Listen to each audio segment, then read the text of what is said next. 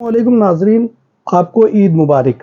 नाजरीन मोहतरम, बार्सिलोना जो स्पेन का बहुत ही मारूफ शहर है, इसके सेंटर में एक ऐसी इमारत भी है कि जो 140 साल से ज़ेर तामीर है और उसकी तामीर अभी तक मुकम्मल नहीं हुई।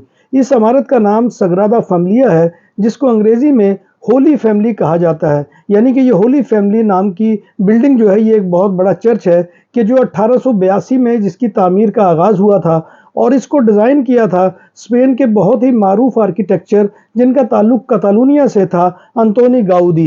अंतोनी गाउदी की जो है वफ़ात 1926 में हुई थी, लेकिन उसके बावजूद इसकी जो है तामीर जारी रही। और नाज़रीन मोहतरम, ये इमारत जो है इसकी तामीर 2 दफ़ा जो है वो रुकी है, जबकि 1935 में स्पेनिश सिविल वार हुई है और उसके बाद कोविड-19 के ज़माने में इसकी तामीर जो है वो मुतासिर हुई थी।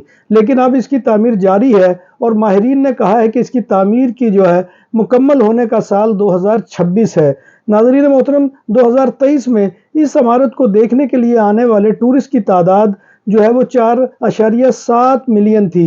यानी इतनी बड़ी तादाद में जो टूरिस्ट इसको देखने के लिए आए, तो ये मत समझिए कि ये कोई जो है मुफ्त की इमारत है कि जहां आप एंटर हो सकेंगे। यहाँ की एंट्री फीस जो है वो 24 यूरो से लेकर 45 यूरो के दरमियान है। आप जो है इस इमारत को अगर देखने के लिए जाते हैं तो ये पैसे अदा करके जाएंगे। और ये इमारत जो है ये कैथोलिक चर्च के हर नाम से जानी जाती है और बहुत ही दिलकश और खुशनुमा इमारत है कि जो 2026 में मुकम्मल हो जाएगी।